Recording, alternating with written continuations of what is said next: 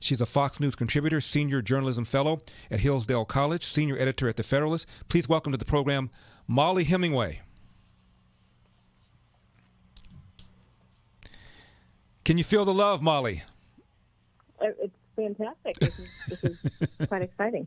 Mollie, nice to see you again. Nice to talk to you again. Mollie, I've just watched an interview over the weekend with Governor Chris Christie. And he said that Donald Trump should stop saying that the election in 2020 was stolen, close quote. To that, you say what? I think that anyone who's a Republican has to be able to talk about what happened in the 2020 election, and that the Republican voter is not going to really tolerate anyone who doesn't acknowledge that this was the weirdest election we'd ever gone through, that there were tremendous problems with the administration of the election, and that a cabal of left-wing activists did everything in their power to rig the system to deliver victory for Joe Biden. And it's not even about what happened in 2020, although basic acknowledgement of what happened is important. It's about, do you have the fight to defend election integrity for every election in the future as well? You know, and Mollie, you are known as a calm, reasonable person, just the facts. You're not an incendiary. You're not a flamethrower. You don't make wild accusations. And I feel exactly the same way you feel, that there were so many shenanigans that went on in this election. Anybody who's rational, anybody who's fair, has got to be very, very suspicious about what happened. Tell me what you think the most significant things happened that pushed this election in favor of Joe Biden. So I think there were two parts that worked together. And the first thing was that Democrats took advantage of COVID to force through literally hundreds of changes to election laws and processes that they had sought for a very long time. And they frequently did that not in a legal fashion. Legally, it's supposed to go through state legislatures. Constitutionally, that's not how they did it in many cases. And they did this so they could flood the zone with tens of millions of mail-in ballots at the same time that they dropped scrutiny, or even like any chance of scrutiny, for those mail-in ballots. And then the second thing that goes with that is that Mark Zuckerberg gave $419 million to engage a private takeover of government election offices so that the people who were reviewing these ballots and involved in handling these ballots and handling voter registration and all the parts that they're supposed to be beyond partisan politics, that in fact those operations were run by hardcore Democrats with left-wing groups. Mm-hmm. And it was shocking and stunning and very aggressive.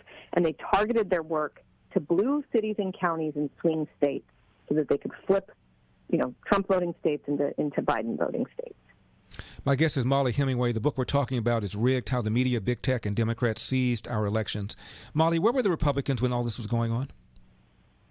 So they actually were aware that a lot of this was going on, and they were fighting it hard. They had a bunch of successful battles. And even if, for instance, in California, forcing the state legislature to make the changes instead of just letting them be made by your Secretary of State and your governor was an important constitutional win, even if the result was the same. But they fought hard in states throughout the country. They obviously didn't do enough to battle it everywhere. And the Trump campaign kind of got a late start to fighting a lot of these things. They started working on it, concerned about how little was being done in basically the spring of 2020. But a lot, the fact is Democrats have invested in decreasing election integrity for decades. They've put a ton of money into it. They put a ton of manpower into it.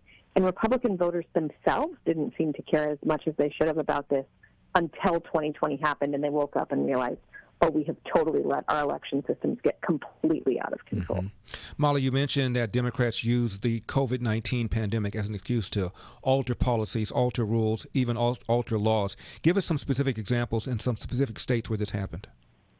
Well, we changed from having pretty limited mail-out balloting. Mm-hmm. I mean, there were certain states that had it and even had it for a long time, like California, but a lot of states just ran into it without the kind of due diligence that you need to make sure that your operation is secure. They did it without cleaning up voter lists, so that when you mailed out the ballots, they weren't just getting mailed to people who hadn't lived there in many years. And at the end of the day, it was only a tiny handful of states that didn't have this expansive mail-out balloting. But there are all sorts of other issues, like expanding early voting and letting people vote, for months prior to the election, and having ballots come in for days afterward, having these drop boxes that were unsupervised where people could harvest ballots and place them there without appropriate ballot custody, decreasing secure verification or any kind of verification, just wildly expanding the least secure methods of voting that we have, which we moved away from precisely because they're so ripe for corruption, and they did it nationwide. How many, Mollie, of these things that were done were flat out illegal? Well, this is one of the areas where the court's resistance to getting involved, it was a disaster. So a lot of what happened, everything's supposed to happen through the state legislature, and frequently it didn't. So that alone makes the legality in question. The Zuckerberg funding is something that never should have been allowed legally. But the courts either didn't take up challenges to these changes, or if they did, they would say, "Oh, I think it looks fine. No, nothing to worry about," or "We'll revisit it after the election." And then after the election, they go, "Oh well, it's all moot now. It already passed." And so it's true that courts never like to get involved in election disputes, but they really should have been more helpful here, and they just weren't. They were just terrified of getting involved, particularly as things got more and more chaotic. And even when there were really egregious things, like in Wisconsin and Pennsylvania, one of the big Democratic efforts was to keep third parties off the ballot because they thought that that's why Trump won 4 years prior. And even though they did that improperly in both cases, courts did not intervene to help. They just allowed these transgressions to stand. Mm-hmm. Regarding Pennsylvania, I recall both Jonathan Turley and Alan Dershowitz, both left-wing lawyers, thought that the Supreme Court should take up the challenge to Pennsylvania, and they thought that when the Supreme Court took up the challenge, that the Donald Trump side would win. So even you had Supreme Court justices that wanted to take up so first of all, there were multiple challenges in Pennsylvania, which was a complete disaster and a mess. And so one of them was about the Pennsylvania Supreme Court, which is this highly partisan Democrat court, agreeing to allow ballots to come in well after Election Day, which everybody kind of saw as the opportunity for fraud that it was. And you had, I think it was Alito, Thomas, and Kavanaugh wanted to settle this or take this up before the election, and they didn't win that, but they said, we'll look at it later. But then later they said, well, we're not going to worry about it. And they said, it wouldn't have affected the actual outcome of the election for this particular issue. And I think it was maybe Thomas who said that's precisely why we should take it up. These issues, this chaos and confusion that has been brought into our system through an intentional Democratic Party effort is going to continue until we stop it, until we clarify these issues. And the fact that it wouldn't have affected this particular election is all the more reason to do it, but the rest of the court didn't agree, and so they passed it on. But there were all sorts of legitimate challenges. I think even the Article 2 challenges that were there, and, there were so many shenanigans in Pennsylvania, it's not even funny. They were violating their own state constitution, the U.S. Constitution.